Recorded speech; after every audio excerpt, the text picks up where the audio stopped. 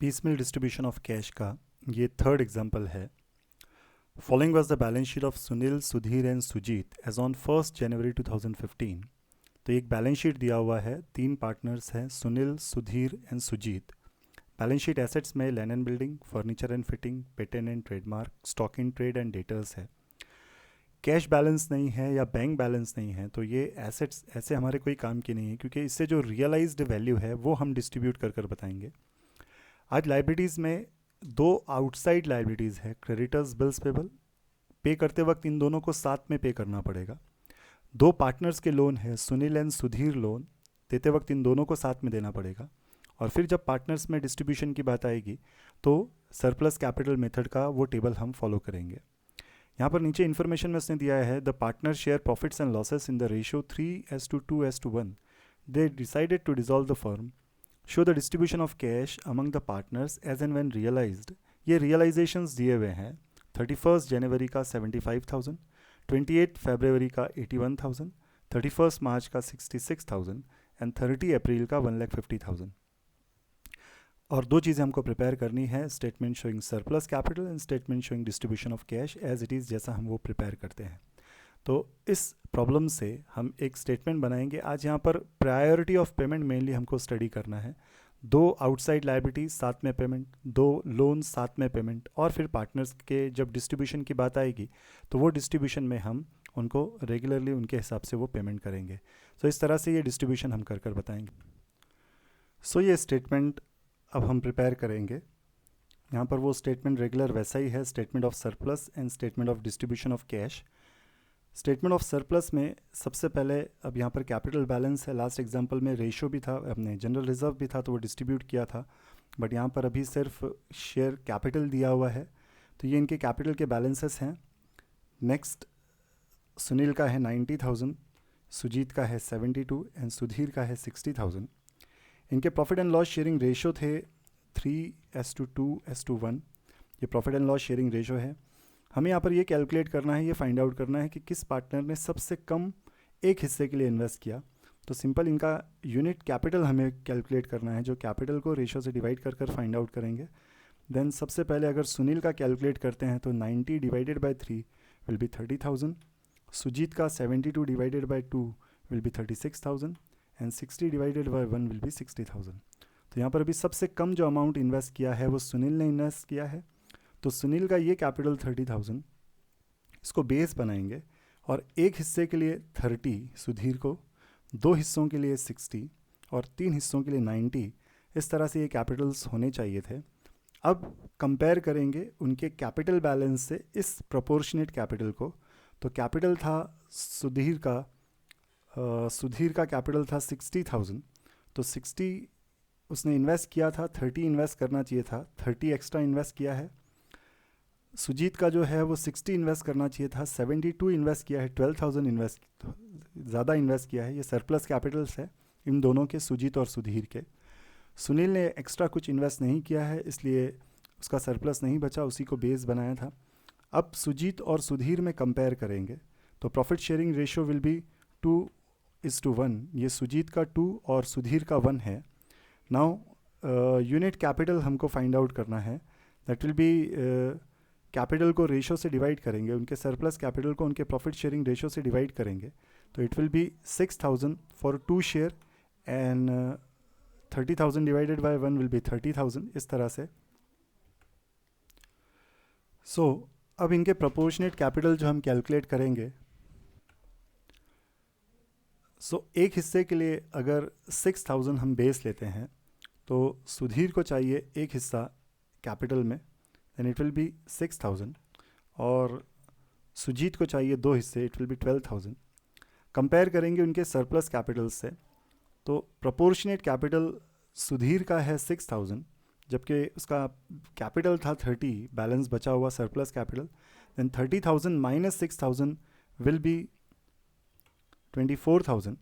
ये absolute surplus कहलाएगा, जो सुधीर ने सबसे ज़्यादा इन्वेस्ट किया हुआ है. और सुजीत का 12,000 इन्वेस्ट करना था, 12,000 ही इन्वेस्ट किया है, तो एक्स्ट्रा कुछ नहीं है. तो सबसे पहले फर्स्ट स्टेप में ये 12,000 रुपीज़ पे करें, 24,000 रुपीज़ पे करेंगे एब्सोल्यूट सरप्लस का सुधीर को. देन सेकेंड स्टेप में 6,000, देन 6,000 प्लस 24 विल बी 30,000 का ये अमाउंट, और थर्ड स्टेप में 30,000 दैट विल बी 60,000। इस तरह से सुधीर को पे करेंगे। सेकेंड जो है वो सुजीत है, सुजीत को सेकेंड स्टेप में मिलेगा 12,000 रुपीज़ और थर्ड स्टेप में मिलेगा 60,000, तो इस तरह से 72 उसका पे हो जाएगा। और सुनील को लास्ट स्टेप में 90,000 मिलेगा जो उसका कैपिटल है। तो ये पार्टनर्स में जब डिस्ट्रीब्यूशन की बात आएगी तब इसको देखना पड़ेगा। सबसे पहले अब बैलेंसेस रिकॉर्ड करेंगे as per balance sheet. So balances as per balance sheet में डेट ऑफ बैलेंस शीट थी 1 जनवरी 2015। Balances as per balance sheet में कैश बैलेंस नहीं था, क्रेडिटर का 80 देना है, बिल्स पेबल का देना है 40,000, लोन्स के देना है सुनील का 30, सुधीर का 24, और पार्टनर्स के कैपिटल देने हैं सुनील, सुधीर, ये पार्टनर्स है,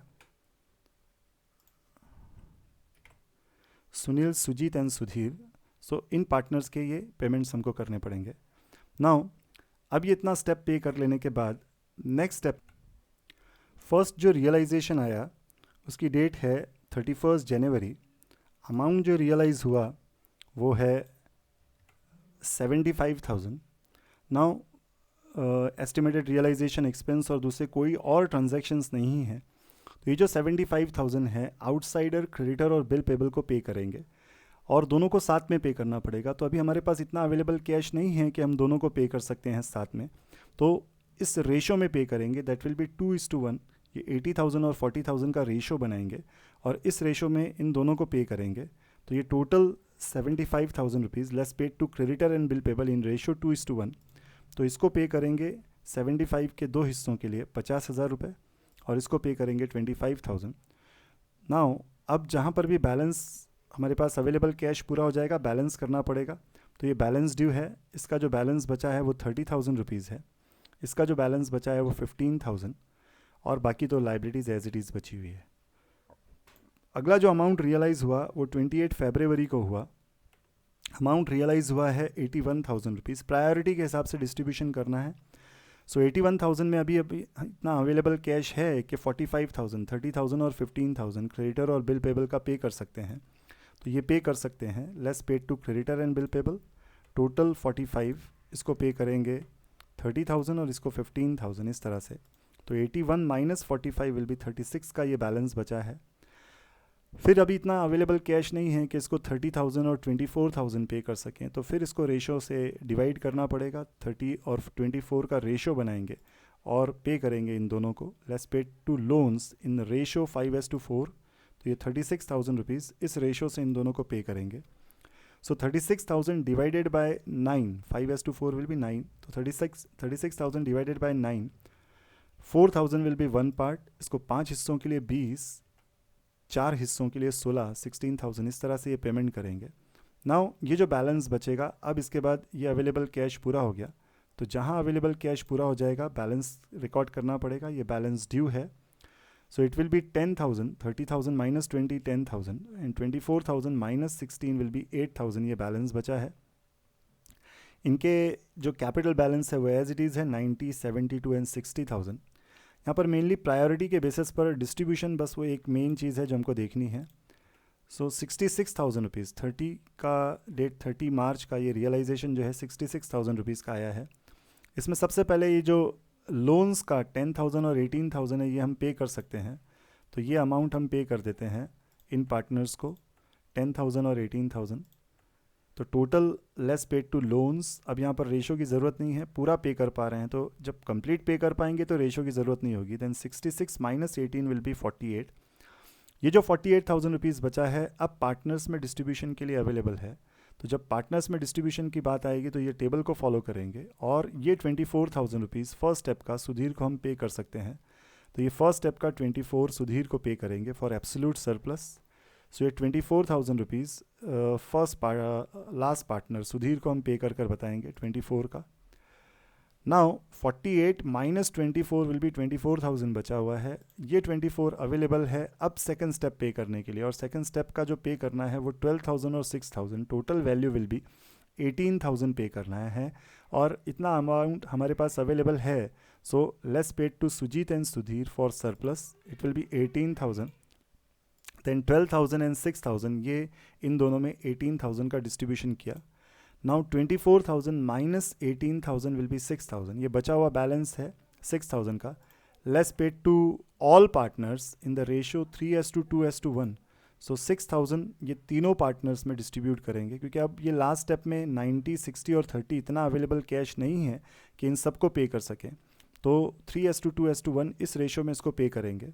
so less paid to all partners, ये 3,000, 2,000 एंड 1,000 ये पे करने के बाद 90,000 minus 3,000, 72,000 minus 12,000 and 22,000, that will be 72,000 minus 14,000 और 60,000 माइनस 31,000. इतना लेस करने के बाद जहाँ पर सबको पे हो जाएगा तो वो रेशो में बचेगा, और ये जो बैलेंसेस है ये रेशो में है. That will be 87, 58 and 29 ratio में है.